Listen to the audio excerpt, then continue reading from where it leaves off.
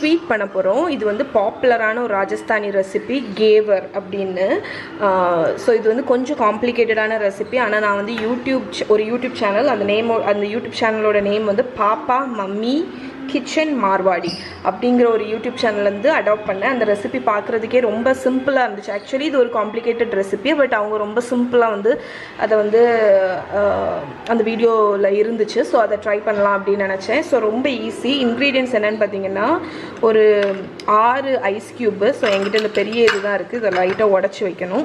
ஆனால் நம்ம மிக்சியில் தான் போட போகிறோம், அதனால் பிரச்சனை இல்லை. 1/3 கப் வந்து நெய். நான் அவங்களோட ரெசிபி அப்படி டு த டீ ஃபாலோ பண்ண போகிறேன். ஏன்னா அவங்க வந்து ஆக்சுவலி இது அவங்க வந்து ராஜஸ்தானி. ஸோ அவங்களோட ஆத்தென்டிக் ரெசிபி. நான் எதுவுமே சேஞ்ச் பண்ண போகிறதில்ல.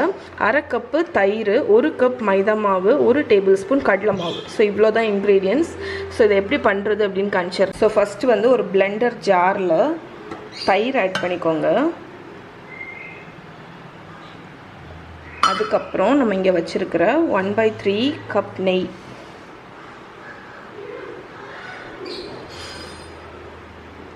அதுக்கப்புறம் ஐஸ் க்யூப்ஸ். ஸோ இதை வந்து ஃபஸ்ட்டு நம்ம பிளெண்ட் பண்ணி எடுத்துகிட்டு வந்துடலாம்.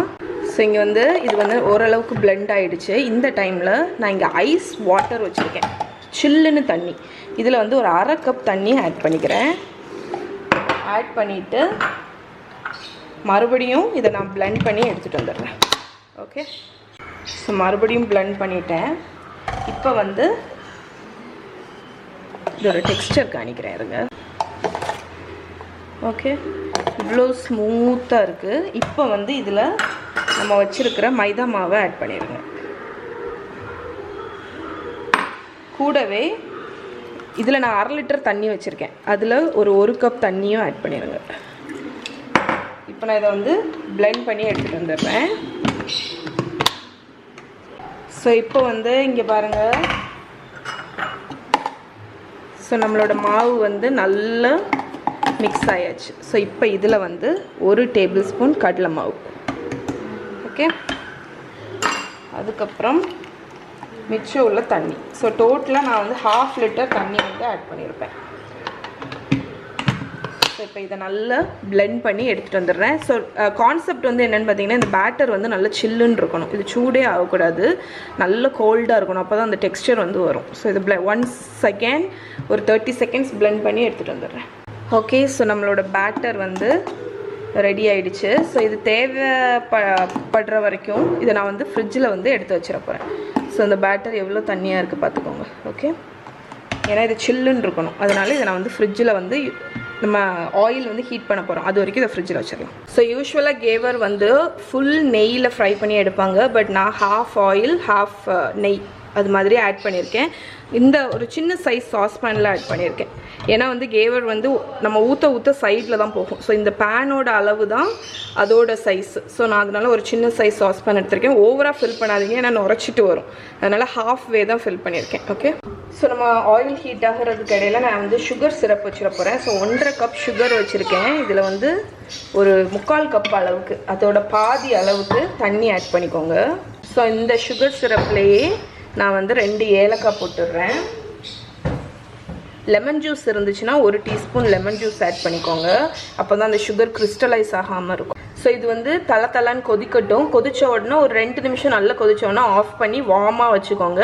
நம்ம அதுக்கடையில் நம்மளோட கேவரை வந்து ஃப்ரை பண்ணிடலாம். ஸோ இங்கே நம்ம சிரப் வந்து நல்லா கொதிக்க ஆரம்பிச்சிருச்சு. இப்போ இதை வந்து நான் வந்து ஓரளவுக்கு மீடியம் லோ ஃப்ளேமில் வந்து ஒரு ஓரத்தில் வச்சிட போகிறேன். அது வார்மாகவே இருக்கட்டும். அண்ட் ஆஃப் கேமராவில் நான் ஒரு கேவர் செஞ்சாச்சு. ஸோ இங்கே பாருங்கள், பர்ஃபெக்டாக வந்திருக்கு. ஸோ பார்க்குறதுக்கு பர்ஃபெக்ட் இல்லாட்டாலும் அந்த கேவரோட டெக்ஸ்டர் எல்லாமே ரொம்ப அழகாக வந்திருக்கு. ஸோ இப்போ நான் உங்களுக்கு வந்து இந்த கேவரை எப்படி பண்ணுறதுன்னு காணிக்கிறேன். ஸோ ஃபஸ்ட்டு டைம் நான் பண்ணுறதுனால நான் ஒருக்கா செஞ்சு பார்த்தேன்.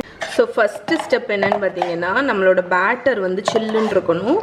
இந்த மாதிரி லம்பே இல்லாமல் ஸ்மூத்தாக லிக்விடியாக இருக்கணும். ஓகே, இது ஃபஸ்ட்டு ஸ்டெப்பு. நம்ம செஞ்சு கரெக்டாக எடுத்துகிட்டு வந்தாச்சு அதை. ஸோ செகண்ட் ஸ்டெப்பு, எந்த சாஸ்பேனோ அதில் ஆயில் நிறச்சி ஆயில் வந்து நல்ல ஹாட்டாக இருக்கணும். அப்போ தான் நம்ம உள்ளே விடும்போது உடனே சிசில் ஆகும்.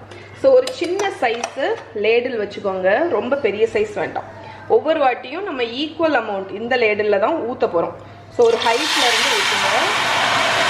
ஸோ நான் சொன்னேன்ல, பொங்கும் அதுக்கப்புறம் பார்த்தீங்கன்னா அந்த பேட்டர் நம்ம ஊற்றினோன்னே அப்படியே ரைஸ் ஆகும். அதனால தான் நான் உங்கள்கிட்ட ஹாஃப் பேனில் பாதி அளவு தான் ஃபில் பண்ண சொன்னேன். ஸோ ரைஸ் ஆச்சு, அதுக்கப்புறம் திருப்பி அப்படி சப்சைட் ஆகுது பாருங்கள்.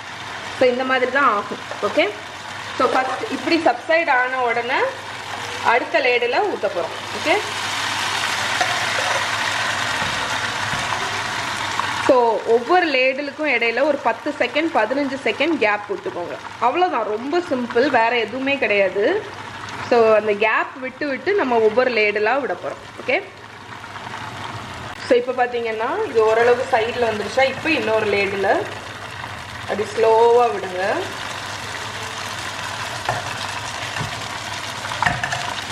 இங்கே பாருங்க, செம்ம டேஸ்ட்டாக இருக்குது. தெரியுதா? நான் ஒன்று வந்து டேஸ்ட் பண்ண ஆரம்பிச்சிட்டேன். சூப்பராக இருக்குது. என்னோடய ஃபர்ஸ்ட் டைம் டேஸ்ட் பண்ணுறேன்.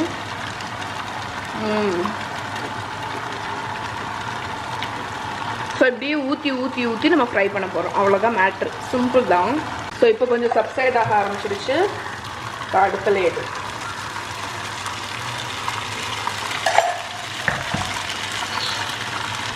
ஸோ நான் வந்து இடையில இப்படி வந்து லைட்டாக மிக்ஸ் பண்ணி விட்டுருவேன். அப்படி விடணும்னு அவசியம் இல்லை, பட் லைட்டாக.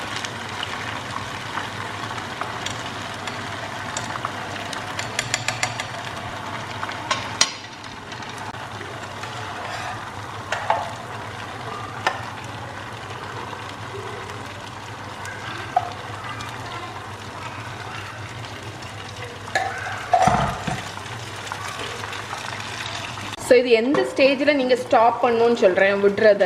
ஸோ உங்களுக்கு வந்து சைடில் எல்லாம் வந்து இங்கே பார்த்தீங்கன்னா ஓரளவுக்கு கோல்டன் கலரில் ஆகுது தெரியுமா? அந்த ஸ்டேஜ் இந்த சைடில் வரும்போது நீங்கள் வந்து ஊற்றுறதை நிப்பாட்டிடுங்க. ஏன்னா வந்து நடுஸில் உள்ளது கொஞ்சம் வேகணும். அதனால் நீங்கள் மறுபடியும் ஊற்றிட்டே இருந்தீங்கன்னா உங்களுக்கு வந்து சைடு வந்து பேர்ன் ஆயிரும்.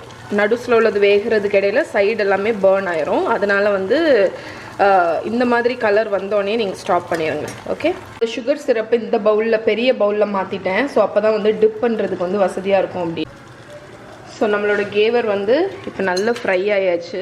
ஒரு சினிக்கோல் வச்சு எடுத்துடலாம். இங்கே பாருங்க. Yes yes yes yes, perfect. So பர்ஃபெக்டாக வந்திருக்கு.